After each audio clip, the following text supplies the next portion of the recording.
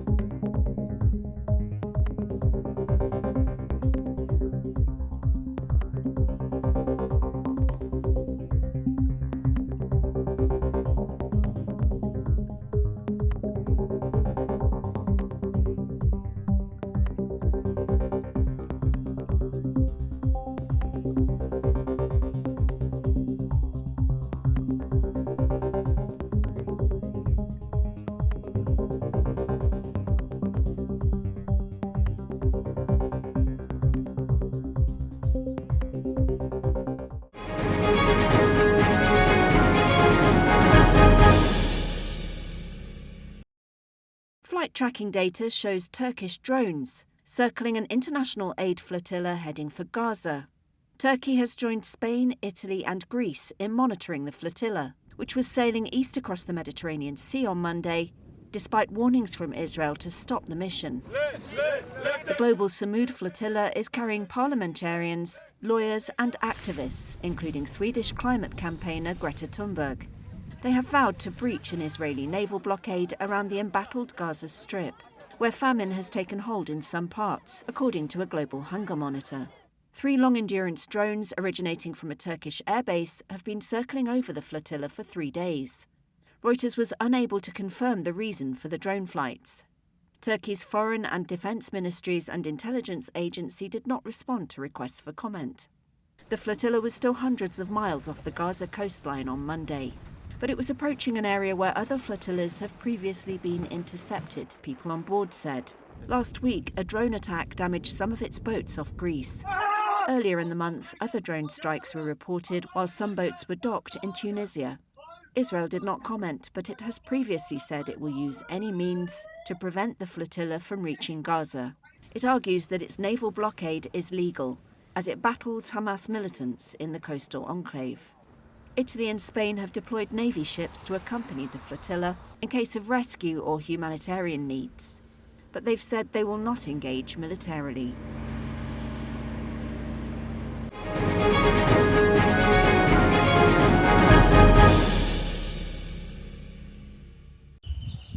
Shattered remains of ancient statues and pottery lie among bullet casings at Sudan's National Museum.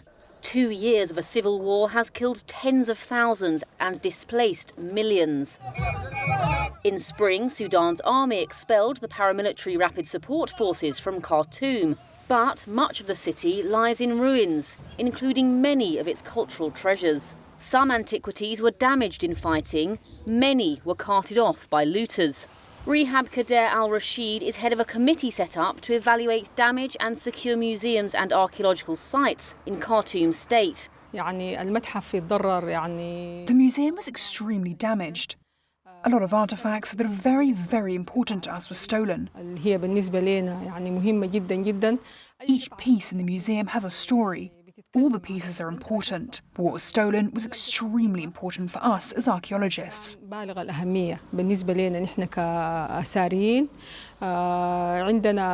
have a number of pieces that were stolen from storage rooms and the main storeroom. Sudan's antiquities body has counted about 4,000 pieces missing nationwide. Many appear to have been smuggled into neighbouring countries, an activity that's become rife during political upheaval. Among the treasures found at the National Museum are multiple temples, moved from the north in the 1960s to protect them from flooding. One of the most spectacular is the Buhen Temple, built by the Egyptian Queen Hatshepsut, who reigned around 1500 BC. Rashid said it sustained damage during the fighting, which authorities are working to restore, albeit with, quote, very limited resources. We used to have nearly 45 archaeological missions working in the archaeological field in Sudan before the war. After the war, unfortunately, there are no archaeological missions working in Sudan. All the missions stopped because of the war. We hope, God willing, that the missions will come back and continue their work in Sudan. Sudan's antiquities body estimated the cost of restoring Sudan's museums and recovering the remaining treasures could be as high as $100 million.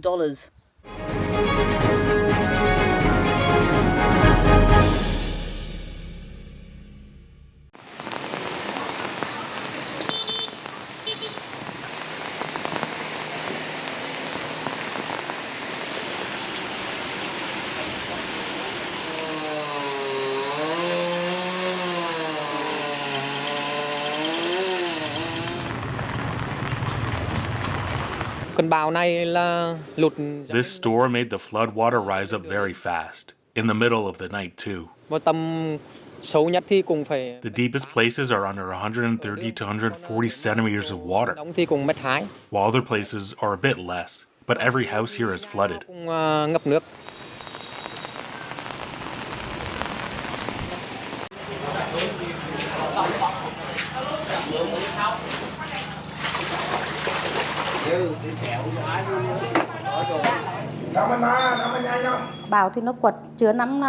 I've never seen such a destructive storm. Roofs have been completely blown away, and the floodwater has been rising constantly since 3 a.m. If the rain doesn't stop, the floodwater could reach halfway up the first floor. All our home appliances are totally ruined.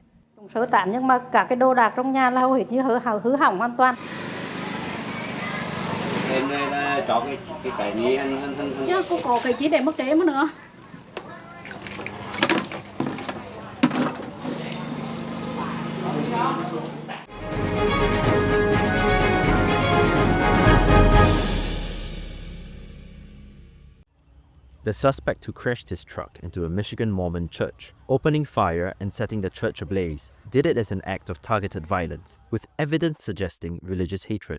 That was according to officials on Monday. Thomas Jacob Sanford, a 40-year-old man from the nearby town of Burton, was shot dead in a parking lot outside the building about 8 minutes after the carnage began. At a news conference on Monday, officials would only offer sparse details on the shooter's background.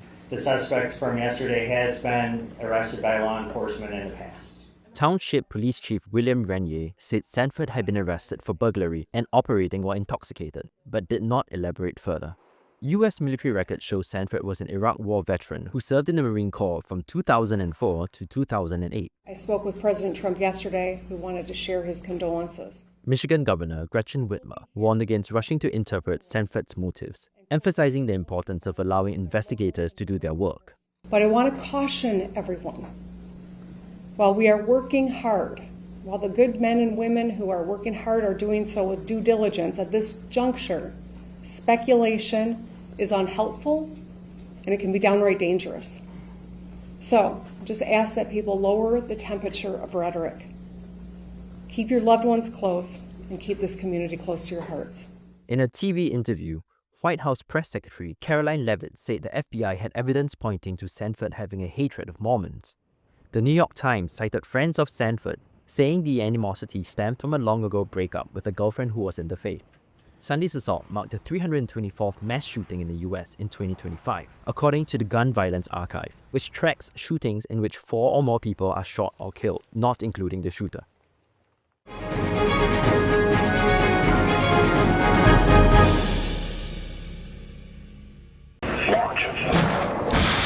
Ukraine could strike deeper into Russia if the United States provides it with Tomahawk cruise missiles.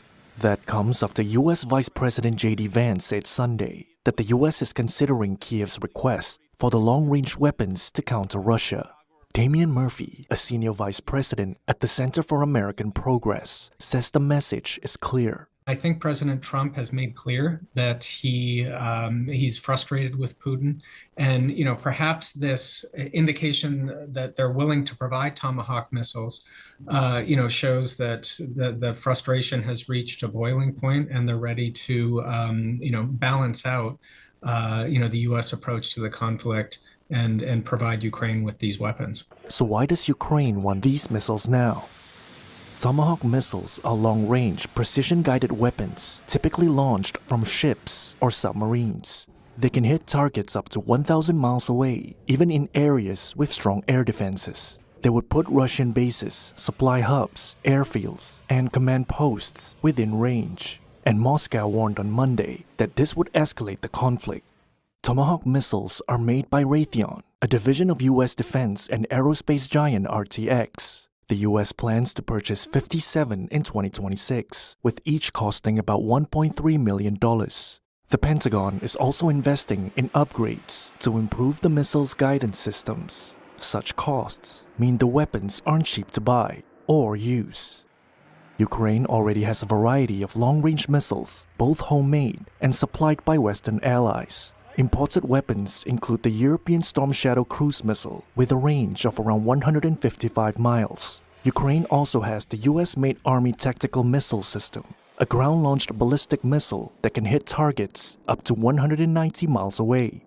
Tomahawks, with their long-range and precision guidance, would exceed the capabilities of all these weapons. Dalibor Rohak from the American Enterprise Institute says that's why Washington is still mulling whether to supply them. If the US were indeed to supply Ukraine with Tomahawk missiles, whether or not mediated through and financed by Europeans, that would be a new development, and I think that would be a major shift in policy. What we've heard from the Vice President, though, is that it's something that the United States is contemplating, and I think we'll have to see what the decision when it's being made. Tomahawks have been proven effective in many operations, including recent strikes on Houthi rebels in Yemen. Now, they could unlock Ukraine's potential to strike vital targets, potentially altering the conflict. Both sides will be watching Washington's decision very carefully.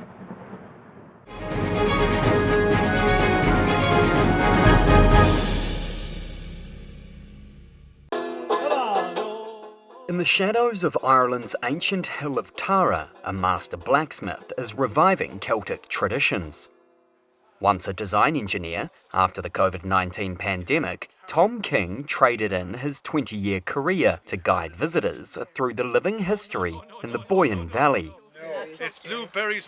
King, or An Goa to his guests, dons the traditional attire, teaching ironworking techniques, telling stories by firelight, and walking through woods on the roads to Tara, located 25 miles northwest of Dublin. We have tangible things you can taste and touch, smell and feel, and that's a big difference versus just standing at a monument and 10 minutes, well, it's time to go. King believes the myths, tales and painstakingly learned ironwork craft should be protected and passed on to the next generation.